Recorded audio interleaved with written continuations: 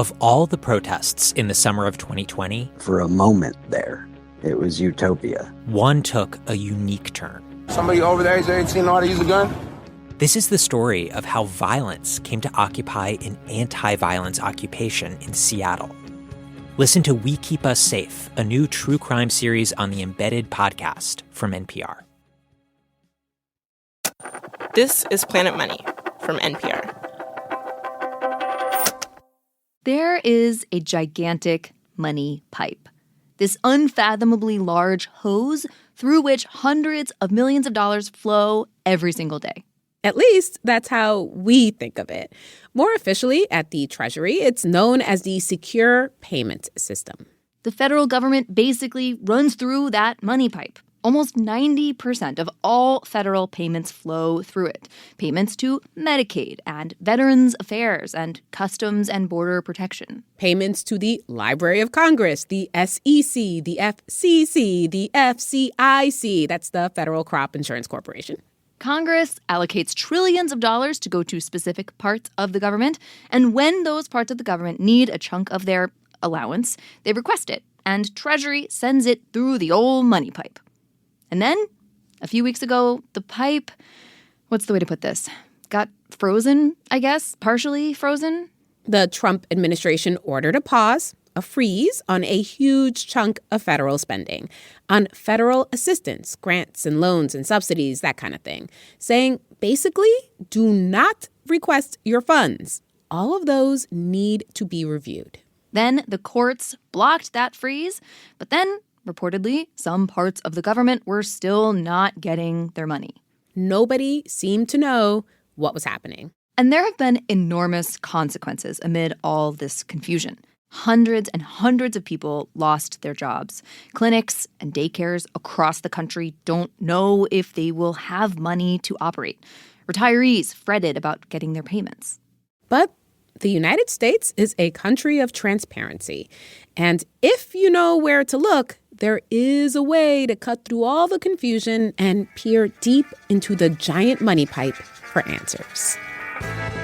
Hello and welcome to Planet Money. I'm Erica Barris. And I'm Mary Childs. Today on the show, we go where to look, to that one place with the tiniest bit of information, of facts, in this chaotic stretch of federal action and freezes and unfreezes. We get a strikingly clear look inside the big money pipe through which most federal spending runs, and at some of the people and the programs on the other end of that pipe. Plus, a tool you can use right now if you want to follow along at home as this gigantic federal spending story continues developing and developing.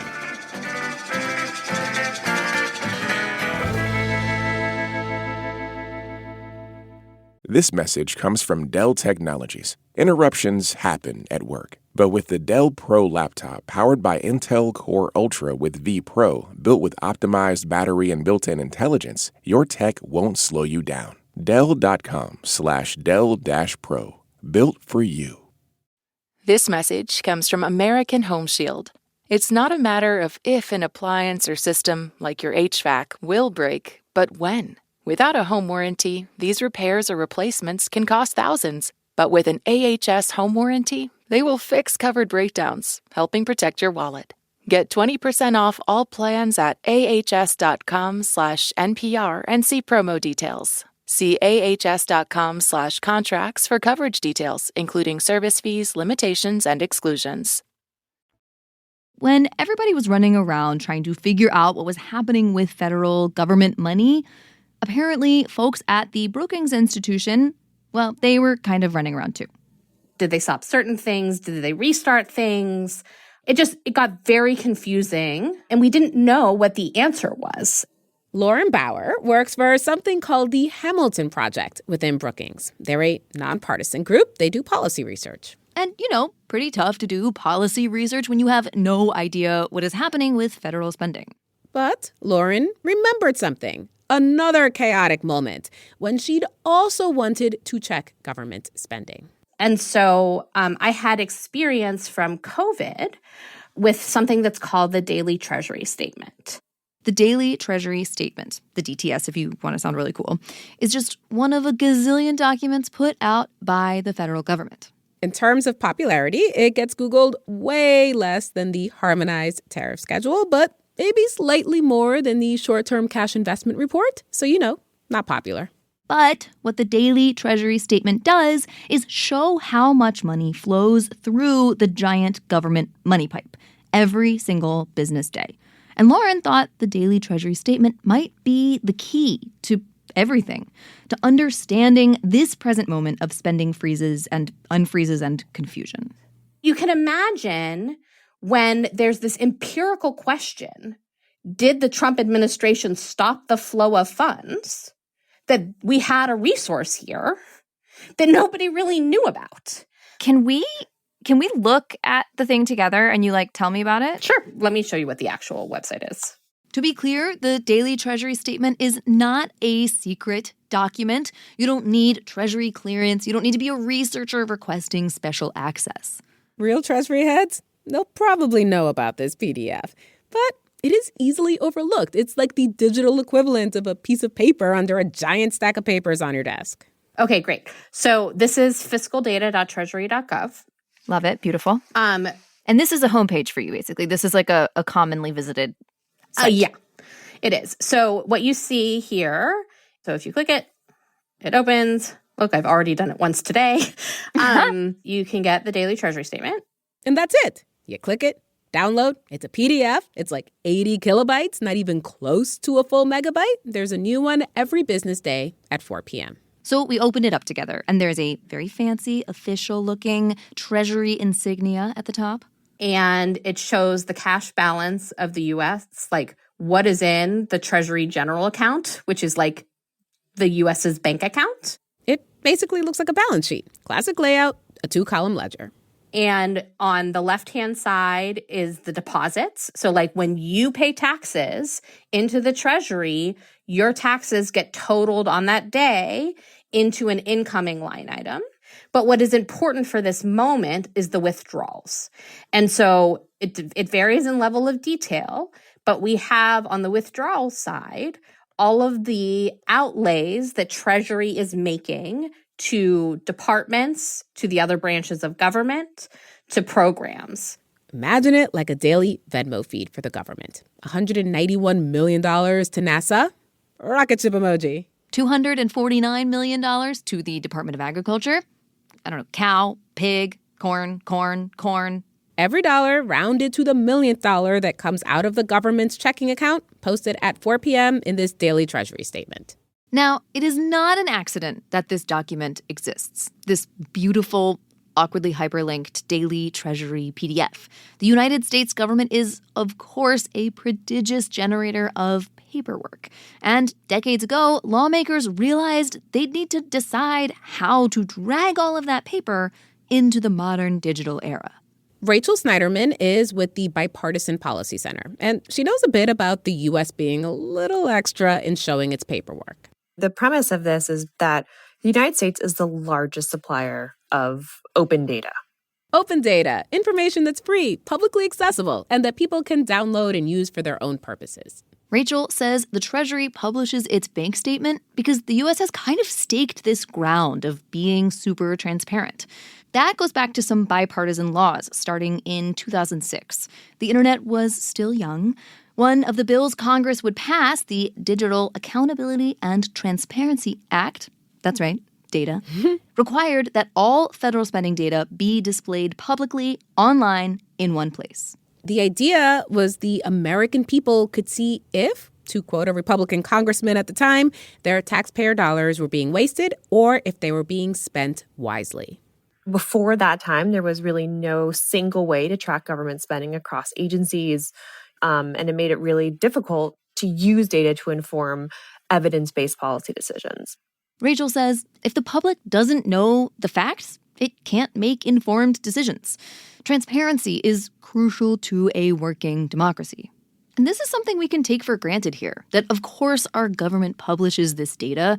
They basically always have. But Rachel says this level of transparency was a choice. We're really asking the government to open its checkbook every day and to show us what's coming in and what's coming out. That's extraordinary access the public has. And I think it demonstrates the values that our government does place on transparency and communication. While the government has chosen to have this access, not everybody knows about it or thinks about it. Right. Like, not everyone knows that to find the daily Treasury statement, you need to go to fiscaldata.treasury.gov and then click on one of 8 hyperlinks to dataset details and then click a little download cloud icon to get the actual PDF. But you know who did know? Our girl Lauren Bauer at the Brookings Institution. So there was Lauren at Brookings a few weeks ago after a lot of confusing headlines over the weekend about federal spending and freezes, when Lauren was like, oh yeah, the daily Treasury statement. You can see if the Trump administration is funding the judiciary. You can see if they are funding Congress. So it will be able to show many things that I think now are, worth monitoring. And so we were in a staff meeting and we're just talking about this. And I was like, oh, there's an API. Like, the Treasury's website has an API, which is the computer way of saying a way to turn those daily Treasury statements into something bigger. We can build something that people can use because the Treasury statement itself, it's a PDF. You only see one at a time. It replaces it. It's a website where that day's PDF at 4 p.m. gets replaced with a different PDF. But there's an API under that. And if we could grab the information, then we could reproduce it in a form where people could see whether the Trump administration had actually stopped the flow of funds. You'd theoretically be able to see if parts of the government stopped requesting their allowances from the old money pipe. So the Brookings team gets to work. They pull hundreds and hundreds of old versions of that daily Treasury statement, 3 years worth. And they build a way to automatically pull every new daily Treasury statement as it is published. And then the idea was, if they could stitch all of that together, they could get a big picture of how much money goes through that giant money pipe, how much goes to the Department of Agriculture or the Library of Congress on any given day over a week, over 3 years. And they would be able to see if that money is still flowing. Like, if I were writing a paper that were to accompany this, I would do a lot more stuff. Like seasonal adjustments, rolling averages. But we didn't, because we had to go fast, because there was this incredibly open, important, open, empirical question: did money stop flowing? And the way to see that is the straightforward way. Just the basic numbers. How much money had been flowing through the money pipe? How much is still flowing? And to whom? So they build a basic program to turn all these daily Treasury statements into an interactive graph. And in theory, because it's pulling new information once a day, it would allow them some clarity on federal spending in something approximating real time. Of course, that is all assuming that it works at all. We built the roughest version of it basically on day one. And so we do a Monday morning research staff meeting. And so everyone on that call, can I swear? Oh, yeah, please. Okay, great. So this is my whole staff, and I'm looking at the update while everyone's giving their little reports, and I go, they actually defunded USAID. And so everyone saw my face go oh my God, the thing we thought we could do, it did. And so That was when it became clear that this tool could in fact show that the money was not sent to USAID because they didn't request it. And so that was still an open question at the time. Oh, yeah. It was an open question. Yeah, their daily Treasury statement tracker had shown that all of the money had suddenly stopped flowing to USAID. USAID had been functionally shuttered. And all of this, of course, would become an ongoing legal dispute. But for Lauren, in that moment, she had seen proof of concept. Watching the daily Treasury statement every day was a way to get real answers about what was happening. And the widget they'd made, it worked. Lauren and her team published the widget and opened it up to the public. After the break, we take the money pipe tracker on the road for some use cases of who might be tracking the federal money pipe.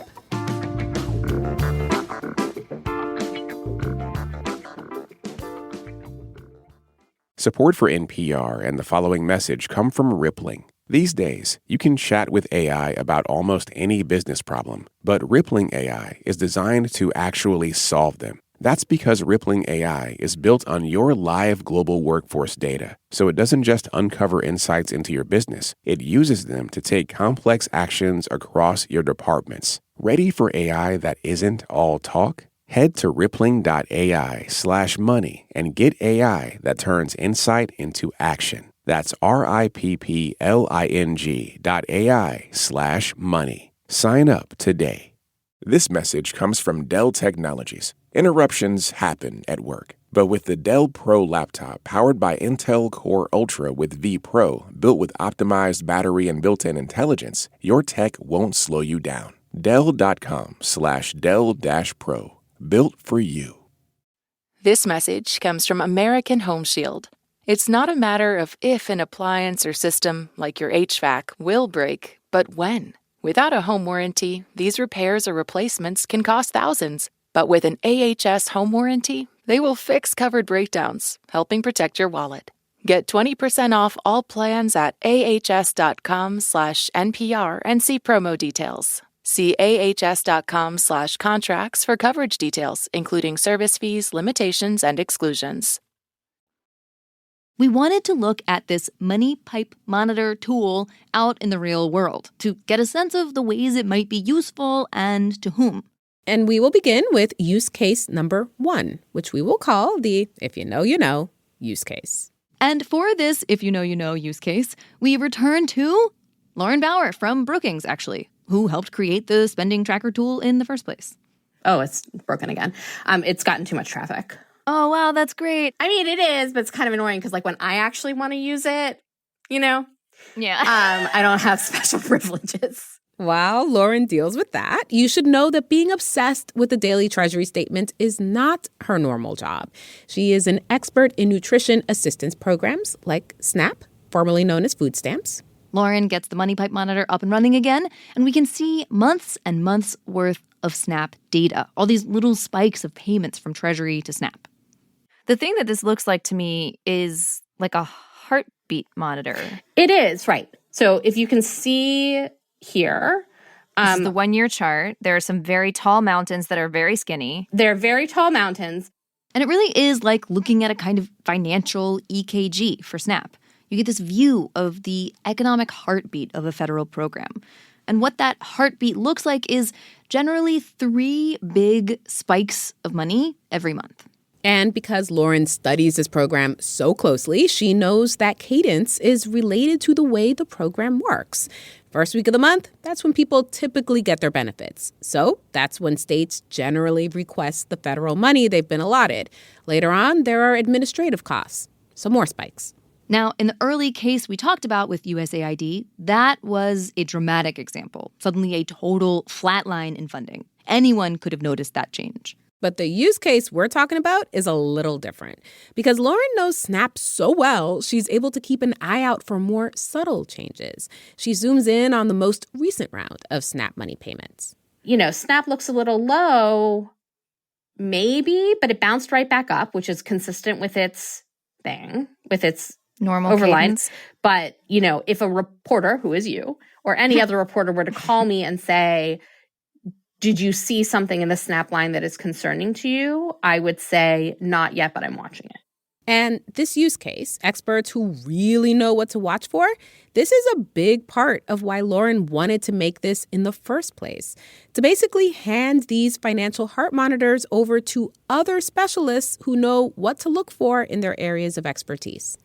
Okay, so that is use case 1. Use case number 2, we're going to call the am I going to get my money or not case. And in this specific case, it's more like, is Stephen Hellman going to get his money or not? I notice you have literally nothing on your walls here. Can you, and like maybe an equation, a real beautiful equation on this whiteboard? What's that? Just some stuff I was scribbling, computing some simple probabilities of some things. Steve is an assistant math professor at USC. He is supposed to be getting a grant from the National Science Foundation. That grant is for his research into complexity theory. It's to study some problems in computer science using some math tools. I guess that's the short description. I tried to prove what computers can't do. I try to find the limits of computation using math tools. The grant is for $199,006 over 3 years. It would pay for a student to work with him, for travel money to attend conferences, and for the summer when he doesn't get a salary. And the university takes some of the money into their budget as well. But will that money actually come through now? Steve is not sure. There's a lot of uncertainty. Theoretically, the money would start coming March 1st.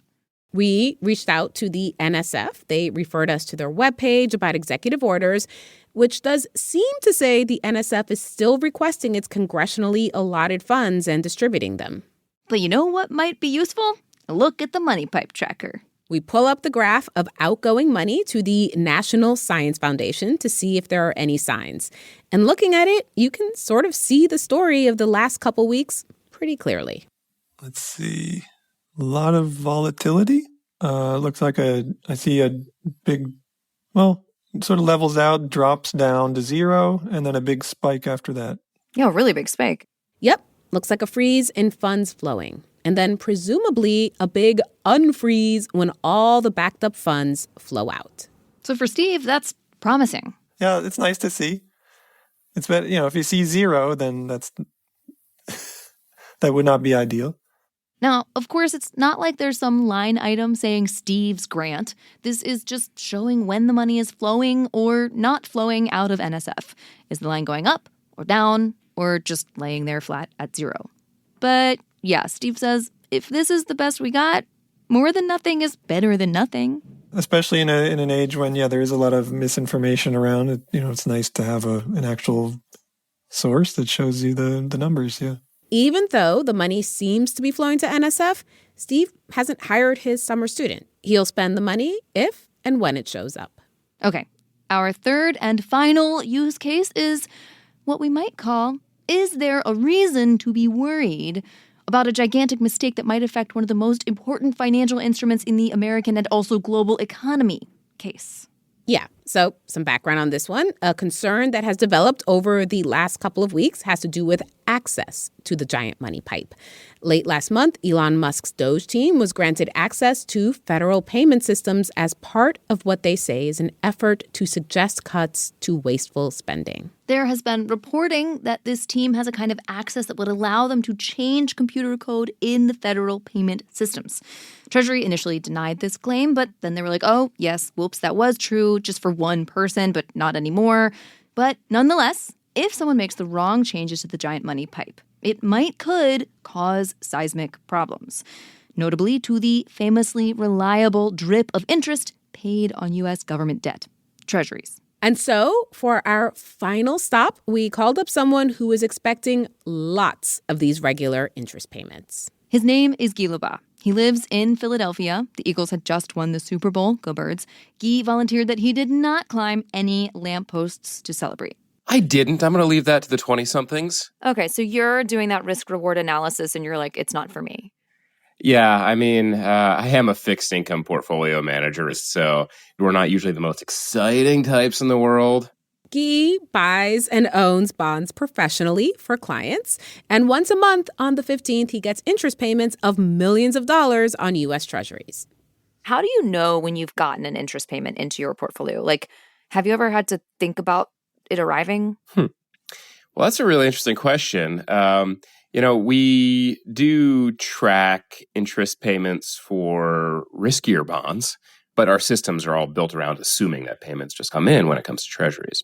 And the line item on interest paid on Treasury securities is my personal favorite thing to look at on the Money Pipe Tracker. So we pull it up together. Here we go. I'll have to dig around a little bit, but it seems like a cleverly programmed widget. What this graph looks like is just these massive, steadfast, steady spikes. They represent the quarterly big interest payments the Treasury Department makes. And they cover payment on trillions of dollars of outstanding securities that are used across the global financial system. Treasuries are seen as the safest investment in the world. The U.S. has never missed a payment in modern history. Well, except for the one time in 1979 when we were accidentally a little late. One study found that just that tiny bit of uncertainty wound up costing the U.S. government like $12 billion, just for that tiny risk premium. But other than that, so reliable. And Guy admits if the U.S. truly missed a payment, it would probably ruin his day. That day would look like lighting my hair on fire and running around in circles for the most part. Yeah, not ideal. Not what we want for Guy. But if you are worried about that, you can pull up the old money pipe monitor widget tracker thing and look for that reassuring spike, spike, spike. So a very large problem would show up on this EKG. A very large problem, meaning a missed interest payment on billions and billions and billions of securities. I find that scenario among the least likely. And hopefully I still have that opinion 3 months from now. So that meaning you don't think that they will miss a payment? I really do not expect the Treasury Department to miss a payment. So, third and final use case, watching Treasury interest payments, if that's what helps you sleep at night. Does for me. Lauren Bauer from Brookings Institution has been frantically trying to keep track of who is using this and for what. It is still a work in progress, and Lauren apparently is also open to ideas. Now, do you have a mechanism for if a line item disappears? That's a really good question. I'm going to write that down as a thing we should do. Good job. Thank you. It would be hard to find someone who loves the daily Treasury statement more than Lauren Bauer. And she is delighted to be elevating the plucky little PDF, getting it more and more attention. But with some government websites flickering on and off, and with some public information getting pulled down, we asked her, is it possible to draw too much attention to our precious daily Treasury statement? Lauren says no. If that little PDF disappeared, for some reason, she thinks that would attract even more attention to it. I am not worried if someone pulls my access to this, because if they do, then that is actually a paradigm shift of lights out into the public's insight into how much money the Treasury has and where it's coming in and where it's going. And so I actually feel quite proud that we've pulled something that I dare you to remove the public's access to the federal government's balance sheet. Do you double dog dare? Not really. If you would like to follow the giant money pipe for yourself, you can find that at the Hamilton Project's website.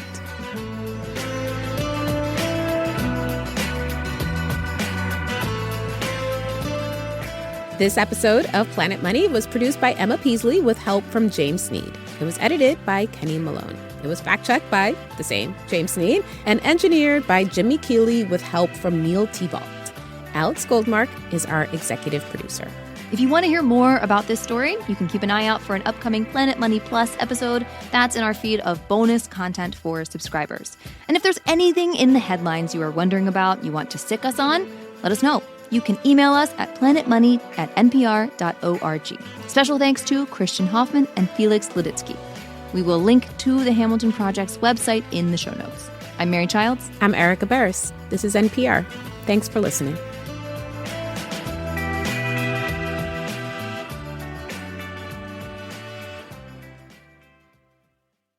This message comes from American Home Shield. An AHS home warranty helps protect your major systems and appliances no matter how old. Do you have an unreliable AC or a leaky water heater? AHS understands the headache and financial burden of surprise breakdowns. With an AHS home warranty, they'll fix a covered item when it breaks, and if they can't repair it, they'll replace it. Plus, as a benefit to select plans, you can even video chat with a repair expert to help troubleshoot home hassles over the phone. American Home Shield. Don't worry, be warranty. Get 20% off all plans at ahs.com/NPR and see promo details. See ahs.com/contracts for coverage details, including service fees, limitations, and exclusions.